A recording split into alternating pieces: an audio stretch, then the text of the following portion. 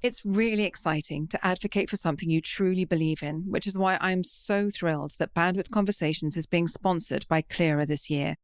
Clearer has genuinely revitalized my skin. This isn't another cream on the shelf.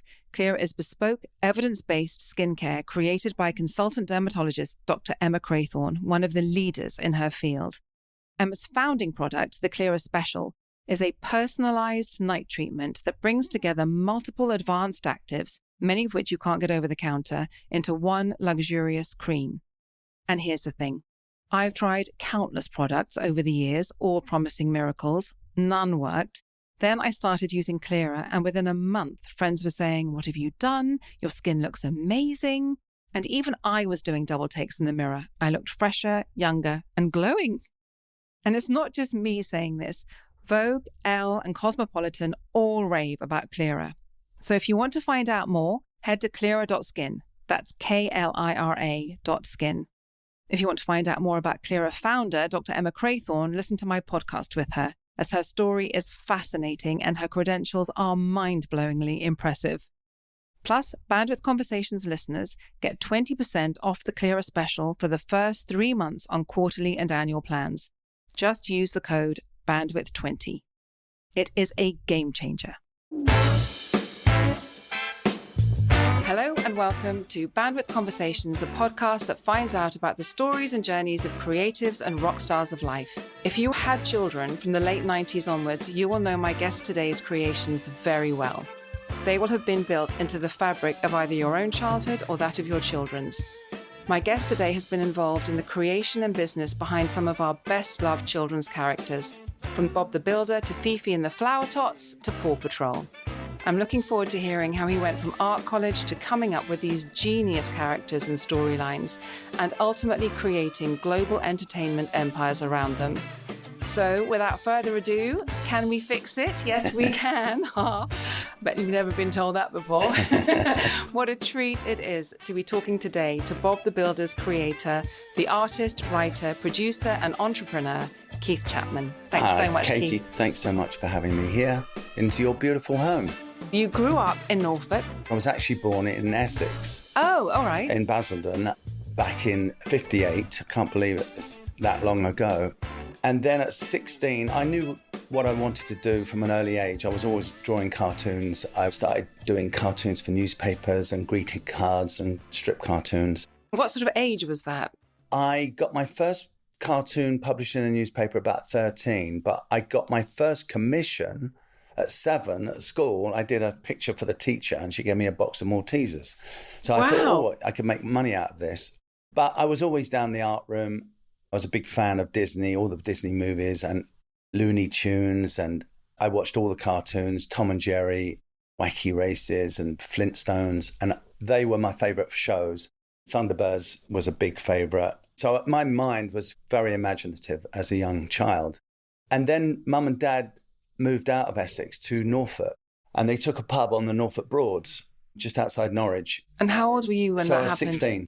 I went to art college in Great Yarmouth, which was about 20 miles down the road. And I used to come back and work in Dad's pub Friday and Saturday night to earn some cash for college, for beer money. And I was at college Monday to Friday, living this amazing life with all these crazy art students. And we had the best time, you know, just dressing up and painting and drawing and photography and sculpting. I mean, it was just so good. I recommend that to anybody thinking about a career in art, is to go to art school.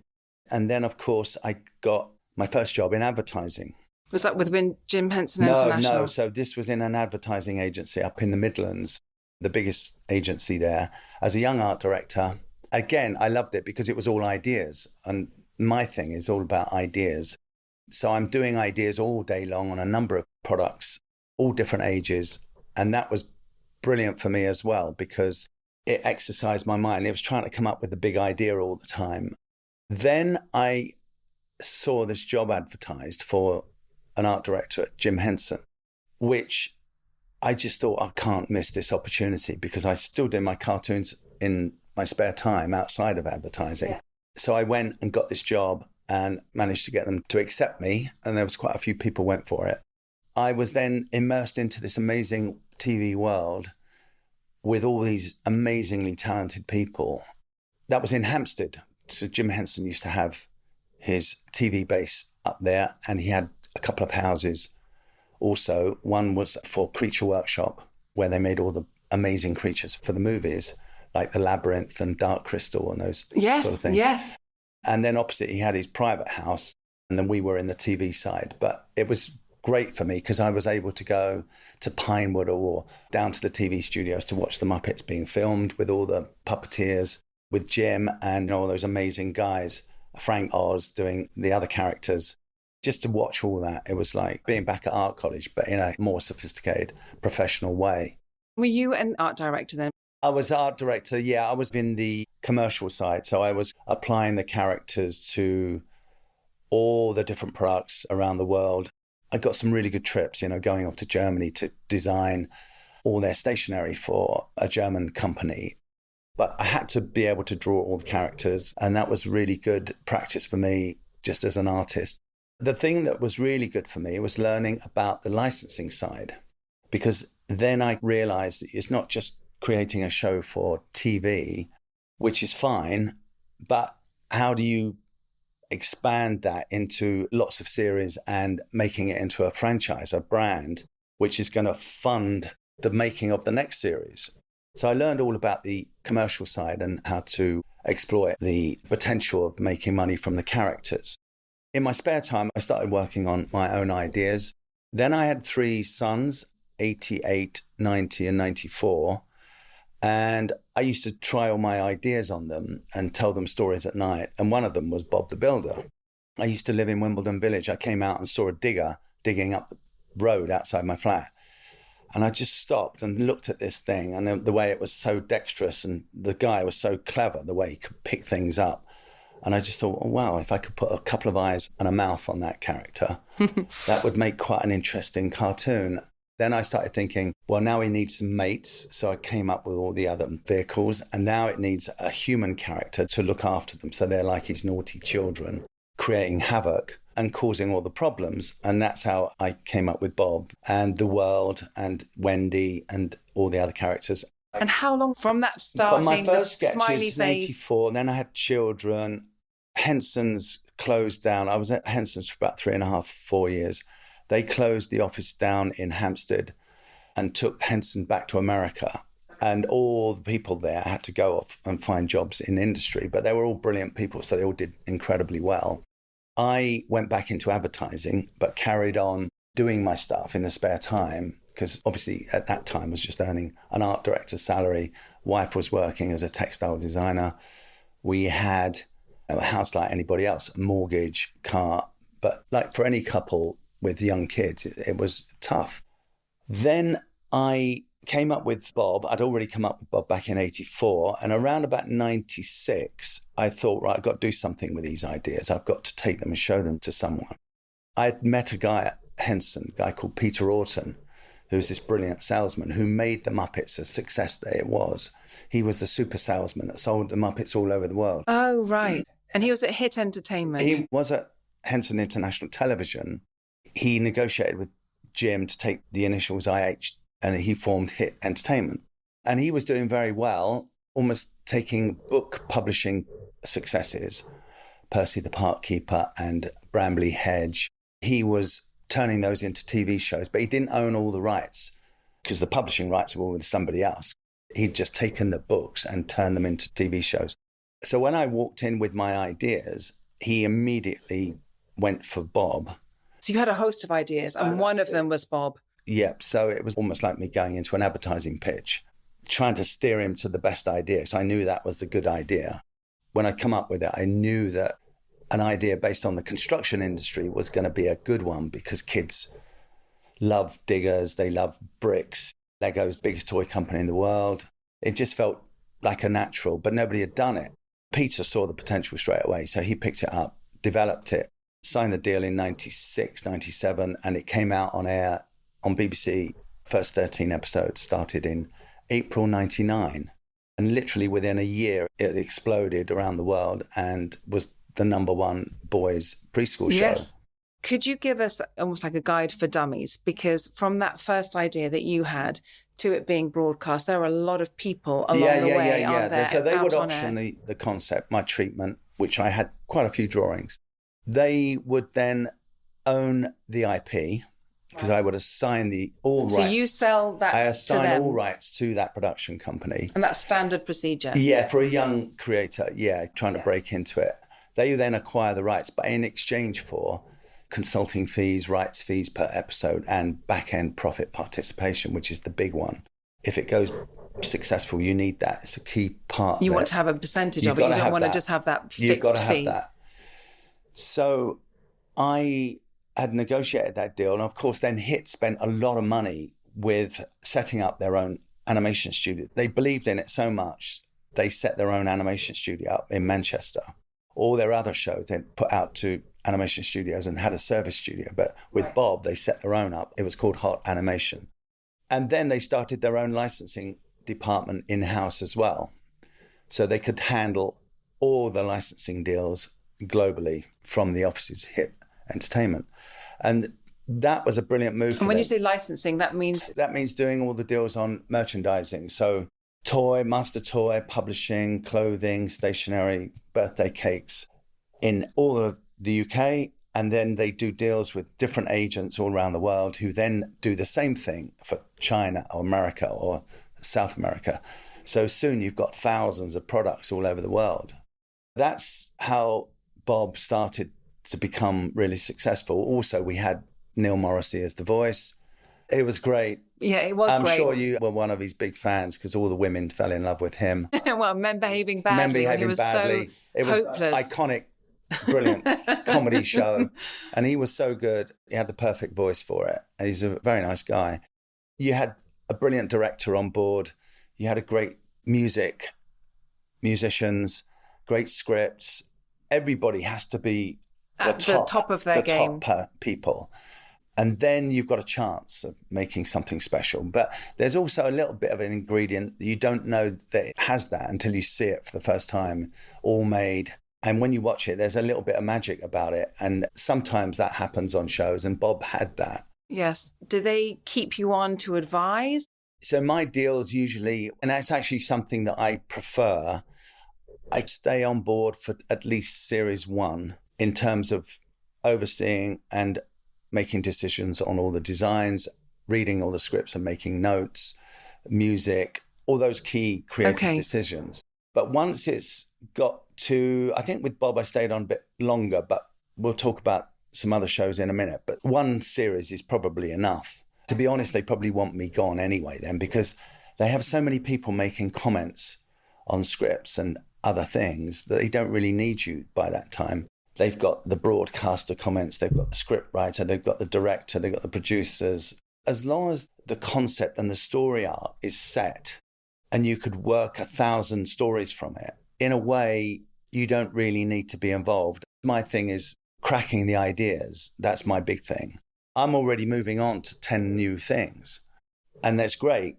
And I'm proud of Bob, obviously, because it was my first success. But there's many people who can claim that the success of Bob was part of them as well. Do you know what I mean? Yes. I cracked the idea and gave it to them. It's like a snowball. It just keeps getting bigger and bigger. But then I can move away. I get excited by a blank piece of paper. What can I create? And then again, once I've sold that idea and got it into production, I want to move on to the next idea.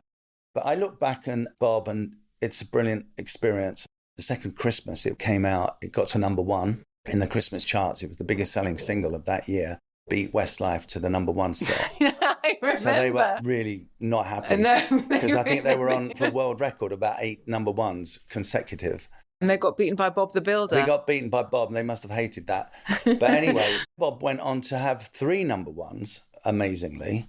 He had a second number 1 with Mambo number 5 remix, if you remember that. I can't think if I've heard that one. That's cool. That was really good. And then later in another show that I was involved in when I started my company, Chapman Entertainment, Rory the Racing Car, we had Big Chris, the mechanic, voiced by Peter Kay, the famous comedian.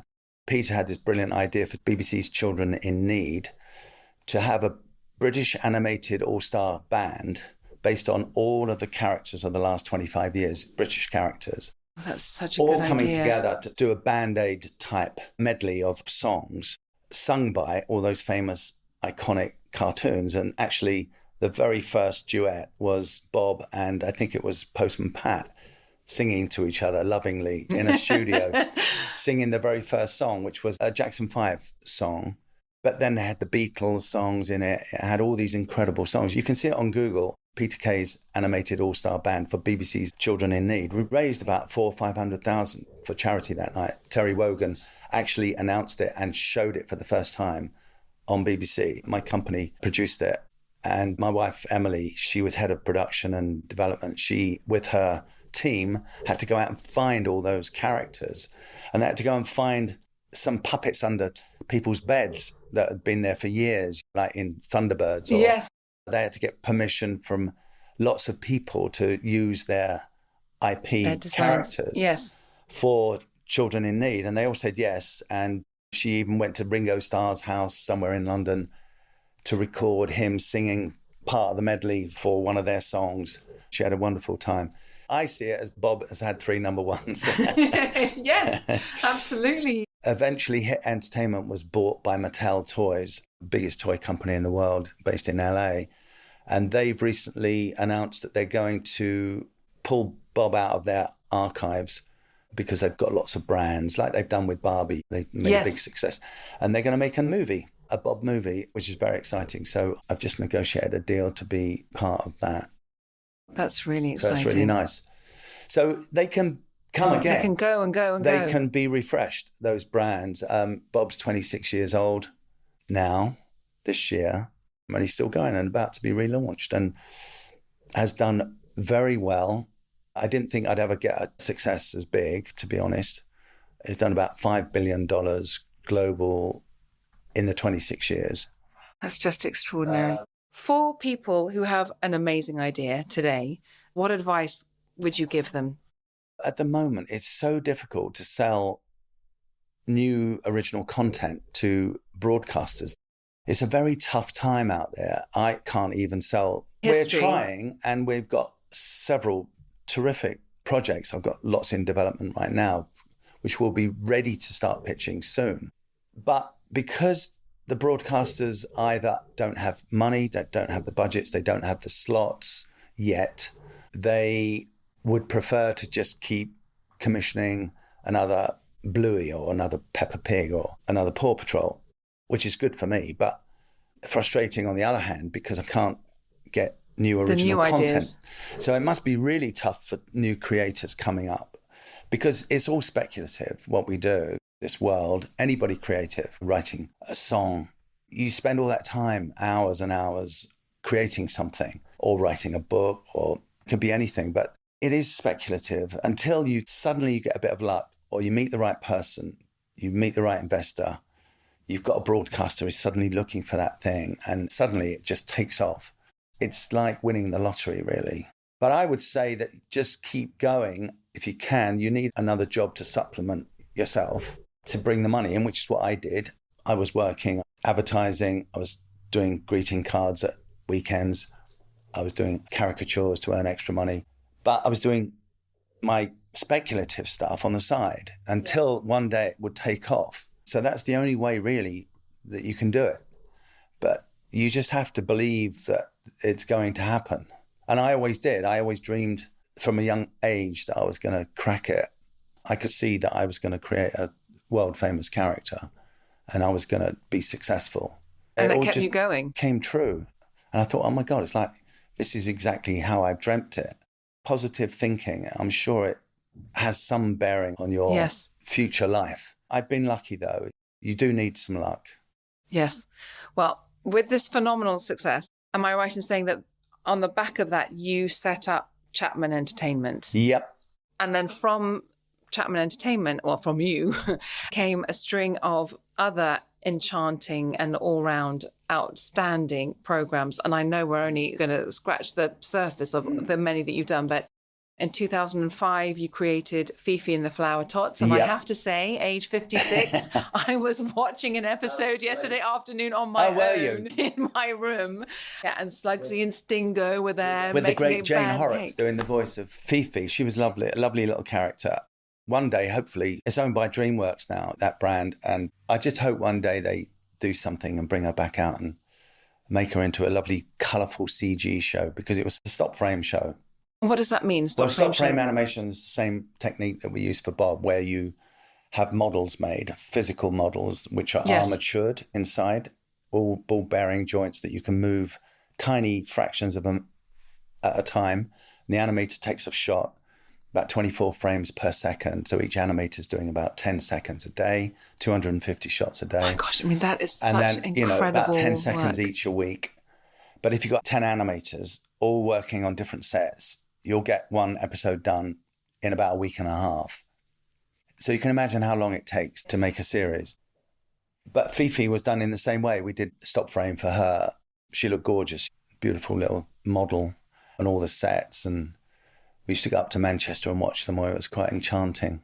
And did you stay on board for Fifi The difference is that there was my company now owning the brand, and we licensed the brand. We did all the licensing So everything deals. was in-house. We did everything in-house. So we were like a mini hit, if you like. We had our studios up in Manchester, and she was great. She became the #1 girls brand when she came out on Milkshake back in 2005. My girls watched her. They loved her. Yeah. So for a few years, she was doing great. And that was as Peppa Pig was building slowly in the background. And eventually Peppa obviously went way past Fifi, but she was relatively very successful. 166 territories. She did about 600 million retail globally. And then Rory the racing car was the next one. That came from an idea. Somebody came in with a concept called Riley the racing car, a guy called Dave Jenkins.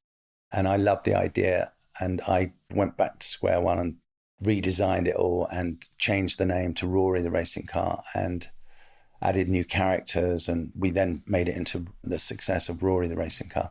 And that did well as well. But then, of course, just as that was starting to do really well, Pixar's Cars came out and literally almost destroyed the sales of Rory, sadly, because the big muscle of Disney, they can take all this wall space with all their products of cars, and the kids have seen it on movie. It looked really exciting. So they were going to go in and buy Disney's cars rather than little Rory. So the sales were affected by that. That's such bad timing. Yeah, it was bad timing. It was a brilliant show, won lots of awards. It was a great hybrid show. It was stop frame mixed with CG. So it was the first time I think that had been done. It looks terrific. Then we picked up 2 other shows that came to us with BBC commissions from 2 outside studios. One was called Ra Ra the Noisy Lion. One was called Little Charlie Bear. So we funded those. We produced them with our own funds, which we'd made from Fifi and Rory. So at one point we had 4 shows and we had probably about 80 odd people on the payroll. Unfortunately, the world, if you remember back in 2008, collapsed. The banks all collapsed. Everybody went bankrupt. All the banks started panicking because all their clients were going bankrupt. People weren't repaying their loans. The mortgages went up to 15%. Nobody was buying toys. And of course, our income dried up, but we were still having to fund the 2 new shows, which had cost us about 9-10 million quid sterling. So it was impossible. And unfortunately, the bank wanted their overdraft facility paying back because they panicked. And of course, our financial director was pulling his hair out and he couldn't manage it. They pulled the plug, and because banks have first charge on your properties if you have an overdraft with them, they wanted their money back. We couldn't pay it, so they took control of the brands. They then made everybody redundant. They called in the administrator and they put those brands on the market, and DreamWorks bought them eventually, who still own them. So upsetting. So basically everything was going just fine. It was going just suddenly fine. the bank said, we need the money now. Yeah, luckily I bought the building with my Bob success. So I owned the building at least. They couldn't kick me out. I was the only one in it. That's where I got lucky again. A toy company called Spin Master had approached just before we went into admin with a brief. Can I pause you on that? Because Sure. I'm having that rug pulled from under you. How did you recover? Well, I think because I had that cushion of the success of Bob and I owned the building, we had a nice house up in Wimbledon Village. It felt to me like, oh, well, this is life. I'll just get up tomorrow and just carry on working on something else. I was more worried about all the animators and the people that work for us. And in fact, I'd put quite a bit of my own money to keep it going, to finish off Rah Rah and to finish off Little Charlie Bear. I used my own money for that, to make sure that we fulfilled the commission to the BBC and to pay those animators. On Spin Master's website, they said, and I'm just going to quote this, springing from the mind of Bob the Builder creator Keith Chapman, the show's puppy heroes taught kids lessons of friendship, safety, and teamwork while becoming the #1 preschool show in North America. The associated line of transforming figures and vehicles capitalized on the series' success, proving Spin Master's multi-platform model and setting the stage for future similar successes. But that, Keith, and please correct me if I'm wrong, turned it into the biggest kids' entertainment show ever. Yeah, I believe it is. And it's in 160 countries. And I had to even look and think, well, are there 160 countries out there? Are there? I don't know. It must be everywhere. I knew them from the markets. I'd made friends with the guys that started Spin Master, and they reached out with a brief. They were looking for a boys' action adventure show. They had this toy technology, which was really cool, which was transforming based on some previous IPs that they developed, which was just brilliant pieces of toy engineering where magnetics would just spring into another shape. They thought, well, it'd be quite cool if you could get a box and you push it along and then suddenly it just transforms into a police car or a fire engine. So that was their thinking. That was the brief, really. It was just, you've got to have vehicles in it. There's got to be a transforming element in it. And it's going to be for boys' action adventure. So I took the brief. I thought they'd just approach me naively. I thought, oh, this is just me working on this. I didn't realize they'd put it around the world to a dozen different production companies and animation studios and creators. So I thought, I don't really want to use humans. I want to bring animals into this to make it more global and universal. What's the most popular pet or animal in the world? And I thought, well, it's got to be puppies or kittens. And I went for puppies. And I thought, right, what's the big idea for puppies? It could be rescue dogs that rescue people. So that's the big idea. It's a one-liner. It's such a simple thing. It gives you 1,000 storylines because they can go anywhere and do anything. Working for their owner, Ryder, who's a young 10, 12-year-old boy, who seems to be rich beyond anybody's imagination. He has all these amazing buildings. He has all these vehicles. Nobody asks where he got the money from. And why isn't he at school? He's playing truant the whole time with his rescue pups, getting calls from people of Adventure Bay who are in trouble. It could be animals or it can be humans. And of course, then he selects which pup is going to go off on the mission. He selects who's right for the job. And then they tool up, transform into their gear, slide down the slide into their kennel. That's the transforming bit. They land in their kennel, which then transforms into a police car or a racing car or a fire engine or a helicopter or a recycling truck. So clever. The beauty of the idea was that you had the nurturing side of the pups. There are moments in the show where Ryder lays there and he just tickles their tummy and throws them some dog biscuits and they're all licking him and he's loving. So it's all very relatable to children with their pets.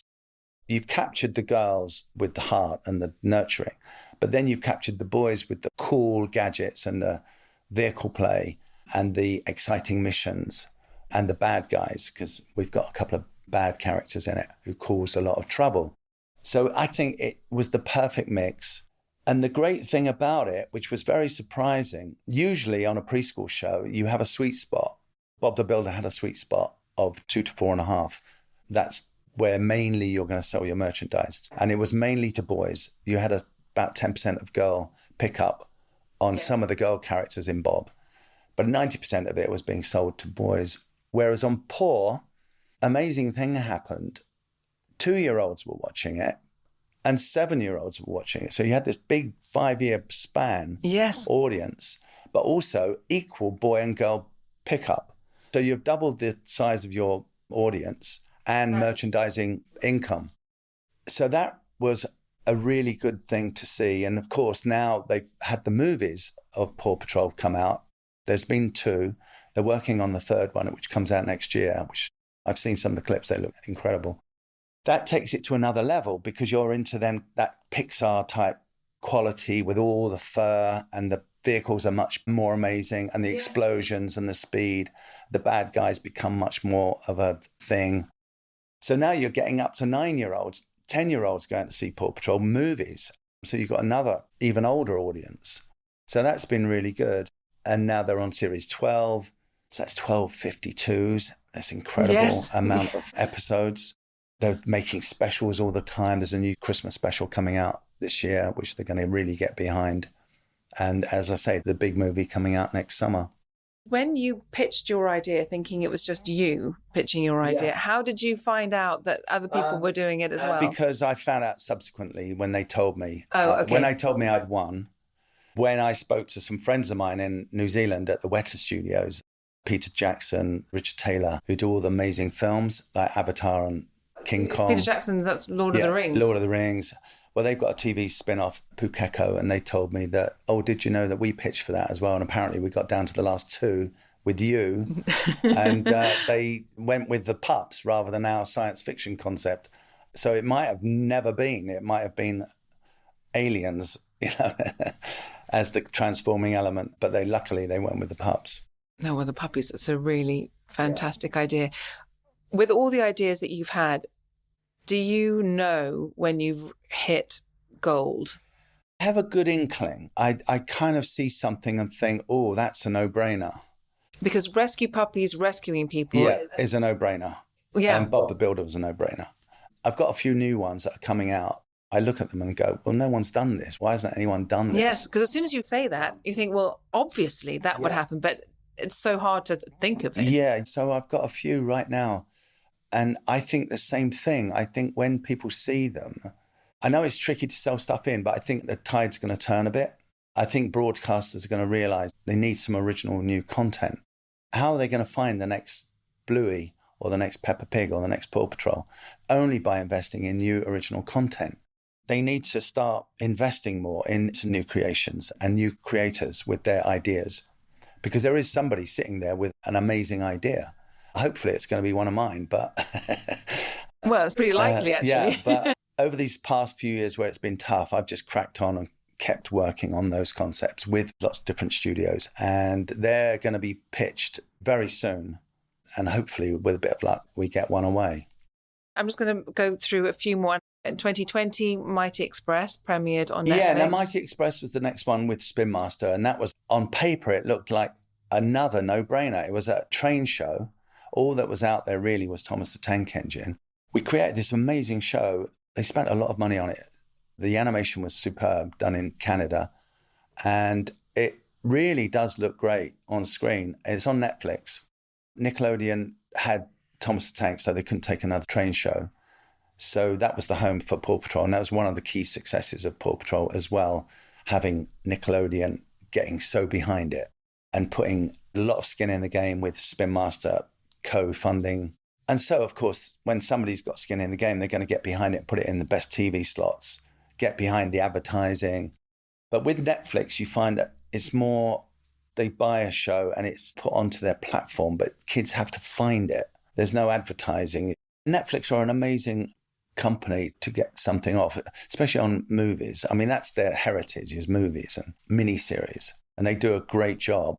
On kids, I think they're finding their way a bit, and they need to get behind some of the kids' shows that they can have some skin in the game, because they're in an incredibly powerful position, and they could literally run a fabulous licensing range off that show and have some of it. So I find it as a little bit of a missed opportunity there. But anyway, it's on there, and I think it's going to grow. It's a sleeper. And I think as it's starting to sell into other broadcasters, and they do deals around the world who will pick that show up, then I think it will start growing an audience and people will see it. In 2022, you partnered with MXT to create an NFT project called Moonie Moo. Moonie Moo. And Moonie Moo, I just love the sound of this because it's an animated feature film centered around a Manx cow, which now known as a cow from the Isle of Man, who becomes a supermodel and a global superstar. And Moonie Moo lives in a fictional place called Monaco. Well, she has a yacht in Monaco. Oh, she has a yacht in Monaco. Yeah, her home was the Isle of Moo, which is what they call the Isle of Man. There's a dairy company there who call themselves, I think, the Isle of Moo. But anyway, that came off the back of watching a Grand Prix in Monaco with a friend of mine who's in the crypto world. He said, oh, you should create a character for the NFT world. And I didn't really know anything about NFTs. Well, no, and actually for me, and maybe for other members of the audience, it's where you create something and with the algorithm and computer can mix up all the imagery to give you 10,000 unique images. Okay. So when you sell them, they're all unique. That was the concept. And then you can trade them. And then you trade them and stuff. Now, I went home that night from the Grand Prix, having had several pints and several bottles of wine. I just sat there with my daughter's felt pens. I thought, right, I just drew Moonie Moo and thought she'd make a great character. She could be a supermodel who's discovered by an agent in a field and becomes the Kim Kardashian of the animal world. Very successful. She has her own fashion line. She creates handbags, watches, clothes. She's a mixture between Victoria Beckham and Kate Moss, a designer and a model. She also goes for auditions for films. She would record her own songs. I'm thinking about how we could create this for real. We could actually create a character who could come up with her own songs. I'll have them written by professional songwriters and she can record them and we'll get a professional, brilliant voice actress. And we have got one. I can't mention her name because her agent doesn't want me to mention it, but we've got one of the best UK stars who loves it and she wants to be the voice. If you want any singer-songwriters, I have 2 daughters who are doing that, so they'll come up with something for you. Okay, well, that's cool. Why not? I mean, because Philip loves it and he wants to be involved. Oh, and I should say that it's thanks to Philip Moros that we're talking today. Philip Moros was give Philip a plug. Yes, Cutting Edge Group. Cutting Edge Group. What a brilliant company. Doing another project with Philip, and we're having great fun. But anyway, so we're going to try and raise money now to produce an 80-minute 2D animated movie with Moonie. We've got all the budgets done, but we just got to find somebody with a few million. It actually was announced in the press in the Isle of Man just recently as a big spread. And so hopefully that's going to generate some interest from some of the billionaires sitting there in Isle of Man who don't know what to do with their money. Yeah, no, what a fun project to put some money into. They come on board, 3 or 4 million, make a movie and get your money back and be part of that amazing world. Journey. And sharing the success. So that's what he's trying to do right now. So I have good vibes about Moonie. It'll be great fun. Oh, I have great vibes about Moonie because I also like her quirky friends, Lady Baba, as opposed to Lady Gaga, and Pig Casso, the artistic pig. Yeah. You can There's run humans and in it. run There's humans with that. in it as well. It's a mixture. She walks on 2 legs, by the way. She's wearing proper shoes and dresses and carrying a handbag. Okay. You've got to go on the website, mooniemoo.com. Oh, I didn't know because it hadn't been made yet. I didn't know there was actually a website already. Oh, yeah, we've got the website out there. You can see what she looks like and all her friends. It's great fun. We sold the NFTs. They sold. And from that money that we made, we then produced the TV script, all the characters, the Bible that we then go and pitch to try and sell it as a TV show. Because eventually I want to get it as a Family Guy type, Simpsons type animated 2D show, but British, because we don't have one. They all seem to come from America. Why haven't we got one? So let's do one. Yes, and anyone listening who's got some spare cash and thinks this would be a fun thing project, then get in touch with Keith. And we've had talent from the Isle of Man who want to be part of it, phoning up, saying, oh, can I be a voiceover of one of the characters? So that was part of it. Or it could be a business in the Isle of Man who wants their product placement in the film. Yes. So that was another thing, which we could then raise some money, sponsorship money, to try and make it.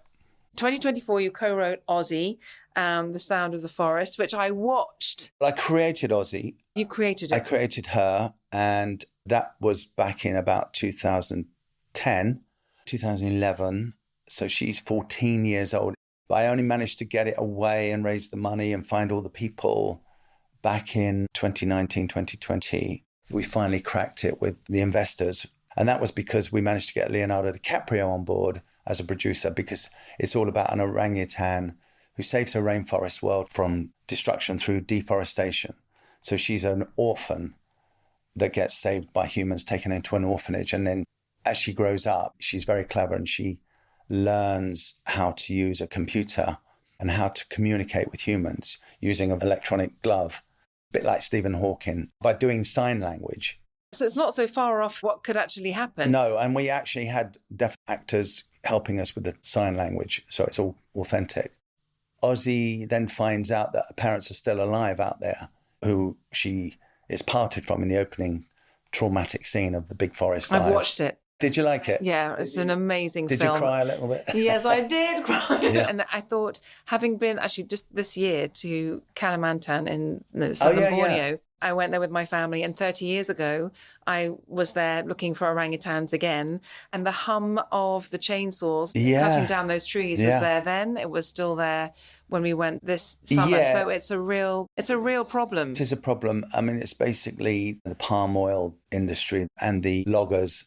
They've really got to be careful about it, the government, because otherwise they're going to end up losing all their rainforests, and tourists won't go.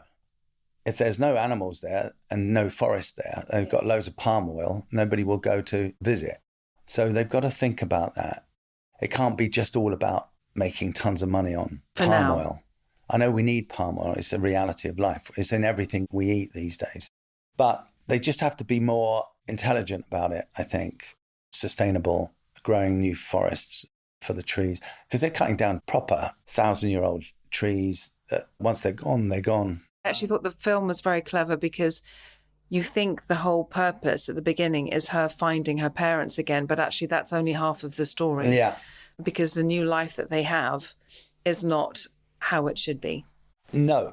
I don't want to spoil it for everybody. Yeah. The fake world that she finds herself in. Yeah, it was nicely done. I mean, we had a brilliant scriptwriter on that, a guy called Ricky Roxburgh in LA, did an amazing script. Music was beautiful. The animation's stunning. By Mikros in Paris, Mikros Studios, and Mikros in Bangalore.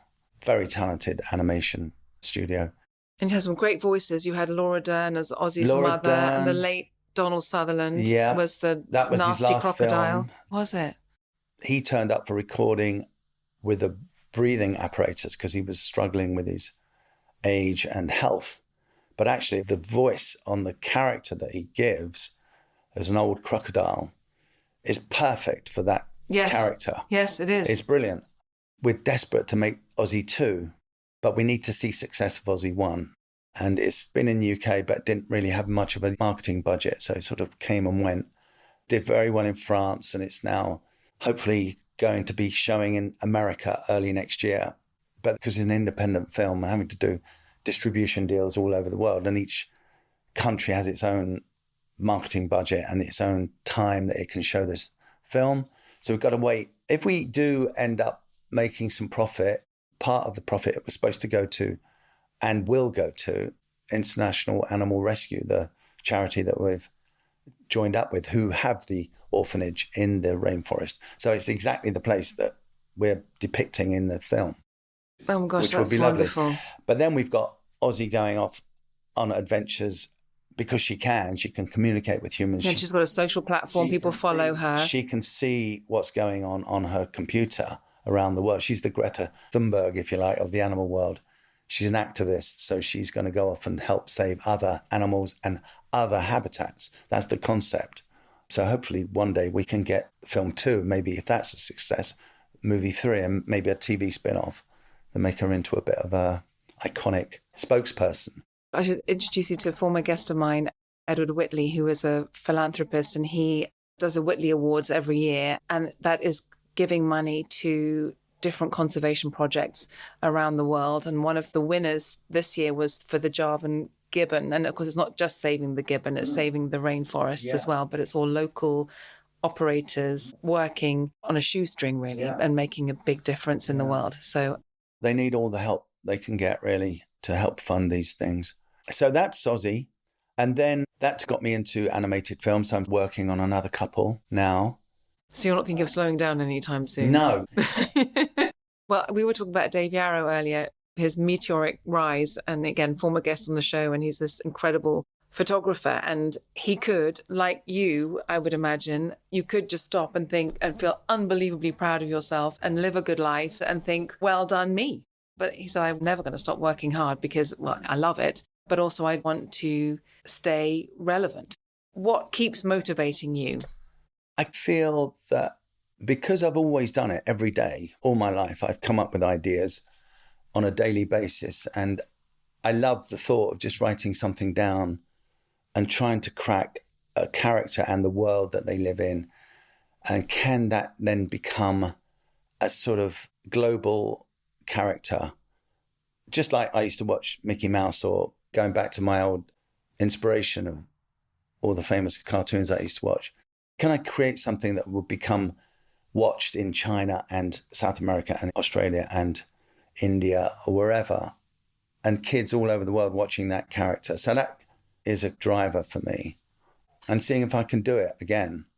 Do you set time aside every day to just think, okay, I'm going to sit down with a clean sheet of paper today? Or do you just do it in your head all the time? It could be I'm working on 20 projects and I'm dipping in and out of each one, and I'm doing Zoom calls in LA and China and Australia and India, and it's all different time zones. So I'm up quite late doing all these calls. I'm seeing scripts. Just got one. I was working this morning on script and designs and Bible that's just come across from Germany, German studio, on another preschool show of mine. It's just trying to move it forward. Each day you have to move it forward a bit more. Those studios have obviously a wealth of talent that they can draw upon, animators and writers and so on. So I know that they're in good homes or moving forward, and I can dip in and out of each one until we get that success and get it into production. Then there's a bit more work, obviously, because then we're into maybe 52 episodes, 52 11-minute scripts. That takes a lot of reading and making comments. But once that's done, I can then relax and move on to the next one. I'd quite like to get one more, I think. That's my aim. Certainly on the movies, I want to get another couple of movies out there. And at some point in the future, I'm going to just stop creating concepts. I won't live long enough to see them made, because they can take 10-year periods. So I feel like I want to get back to some painting and do some canvases and stuff. Or maybe a strip cartoon, or maybe a single cartoon like Gary Larson. Do you remember The Far Side? Oh, yes. I want to do something like that on a regular basis. Books, I would like to get some children's books done. You might have answered this already, because I would imagine that was a very low moment in 2007, 2008. But is there a moment in your life where you look back and think, wow, that was really tough? Business-wise, that would have been the toughest, but I did get through that without too much stress or coming out in weird rashes or whatever. But I suppose when your parents die, that's obviously tough. And that happened a few years back. Dad got to 90 and Mum got to about 88. But everybody goes through that. They saw that success, so they were really proud. Mum was down in Christchurch in a wheelchair, going in every shop, saying, oh, my son created Bob the Builder in Paw Patrol. And everybody thought she was just this mad woman, you know. Were they very supportive right from the word go? Mum was always supportive. She knew that was the only thing I really wanted to do. So she encouraged me. Dad was secretly proud. He was a musician. Oh, he was a musician. He played in a band at night to earn extra money and had 2 other jobs. So they were working. Everybody had 5 kids back then. I don't know why. At it like rabbits back then. I mean... Wasn't so much on television. I know, but I don't. So they didn't really care about expense of bringing kids up, but they just did it. Somehow we just managed. But they did have to work constantly to afford holidays and clothes. And we were relatively well done up and we looked nice. We had nice new shoes when we went to school. We had new shoes when we went on holiday. So they worked really hard for us. But then all the kids, as all my mates, we all had jobs from a very early age. I started work at 10, paper round in the morning before school, in the dark, then get to school and then paper round afterwards, and then work in a shop on a Saturday to earn all my money, because I had no money from Mum and Dad. I managed to save up all that money myself to go on my first holiday at 15 with my friend. We had to get special permission from the school. Nobody had ever been on a plane before. We were the first 2. We paid for that all ourselves out of our pocket money that we'd earned. Where did you go? We went to Benidorm, 2 15-year-olds. Well, that's a perfect place. Trying to act like 20-year-olds to get into the nightclubs. I looked 12 and my mate looked about 18. So he was fine, but I was standing outside and I sneak in when the bouncer wasn't looking. I was a late developer, shall we say. But we had a great time. But you had that work ethic all the time. Work ethic was always there. Yeah. Last few questions. Favourite children's film you didn't make? I love watching more of a family film. I love musicals. Sound of Music is brilliant. Matilda, love that. E.T. I love all types of films, but anything with music in it. The music for me makes half the film. So if it's got a good film score, I'm there. Yeah, okay. Top way to spend a day when you're not working? It used to be football. I played football all my life. Up to the age of 60, I had to stop playing because my knees were really hurting. Now, a game of golf, probably. Most important daily habit? Pilates. Ah. I do stretches every morning. Press-ups, sit-ups, Pilates, stretches. I've got a little routine, and that gets me going for the day. Then I might go to the gym and do some other stuff, but try and do that every day. What's the one thing you would tell your younger self? Don't be such an idiot. Because I was a bit naughty sometimes. But I would just say one day, just keep working hard. Believe in yourself. Don't let anybody tell you can't do something. And just dream beyond the stars and just think you can do it. Anything is possible. That's fantastic advice. You've received an honorary doctorate from Norwich University of the Arts, and you've been presented with an honorary Lifetime Achievement Award at the UK Licensing Awards. So that was in 2018. So you are a creator, a visionary thinker. At the same time, you're responsibly nurturing and entertaining children, and you've got a keen eye on business, and you're an amazing entrepreneur. I've loved reacquainting myself with Bob and Fifi and the Flower Tots. It's been so lovely to go back there because I spent so much time watching them first time round when my children were little. But yes, thank you so much. You've been so amazing to talk to me today and take all this time. It's been lovely being here and chatting all these things through. Yeah, it's been really nice. Thank you. That was lovely. You've been listening to Bandwidth Conversations. Thanks to Anna B, Head of Marketing, to all of the podcast consultant, to Bagawire for the music, to the Money Maze podcast. Thank you for listening. Any feedback, please email me, katie@bandwidthconversations.com. Please sign up on our website, www.bandwidthconversations.com, so we can notify you about new podcast releases. We hope to see you again soon.